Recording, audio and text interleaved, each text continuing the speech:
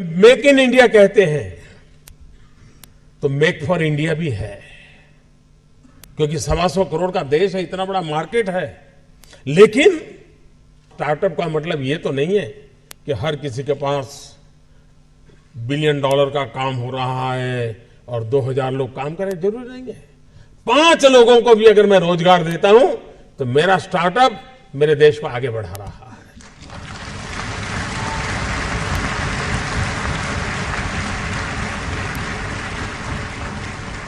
एक psychological change लाना है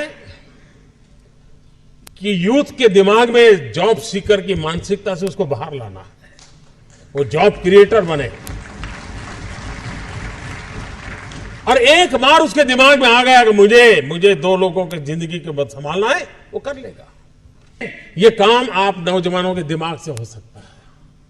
और इसलिए मैं जब कहता हूं स्टार्टअप इंडिया, तो मैं मान के चलता हूं स्टैंड अप इंडिया। इसके लिए मुझे अलग सोच करने की जरूरत नहीं है। जिस देश के पास 800 मिलियन 35 से कम आयु के नौजवान हो, जिस देश के नौजवानों के पास टैलेंट हो, हाथ में हुनर हो, अपरंपार सपने हो और पूरी दुनिया में अवकाश ही अवकाश हो, क्या नहीं हो सकता है। मानव जात के लिए चुनौतियां आवश्यक हैं, क्योंकि सरफरे लोग तो हैं जो तबाही करने पर तुले हुए हैं। लेकिन हम मानवता को बचा भी तो सकते हैं। हमारे पास इस प्रकार के लोग हैं। और ये भी सही है, भारत के पास मिलियंस ऑफ मिलियन प्रॉब्लम है, कोई इनकार नहीं कर सकता है। लेकिन एट द सेम टाइम मुझे इस बात का भरोसा भी है कि बिलियंस ऑफ बिलियन माइंड भी है। अगर मिलियन प्रॉब्लम है तो बिलियन माइंड भी तो हमारे देश में है। हर स्टार्टअप के पीछे कोई न कोई समस्या के समाधान का इरादा रहना चाहिए।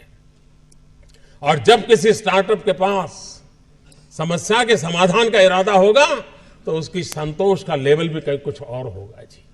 जब किसी की जिंदगी में बदलाव लाता है तो उसको एक सेटिस्फेक्शन मिलता है। और इसलिए मैं वो कुछ करके दिखाऊं जिसमें मैं जॉब क्रिएटर बनूं, मैं वो कुछ करके दिखाऊं कि जिसके कारण किसी की जिंदगी में मैं काम आऊं, मैं वो कुछ करके दिखाऊं कि मेरे देश को एक कदम आगे ले जाने में मेरा भी कोई योगदान हो। इतना भी अगर सपना लेकर के हम चलते हैं, हम बहुत कुछ कर सकते हैं।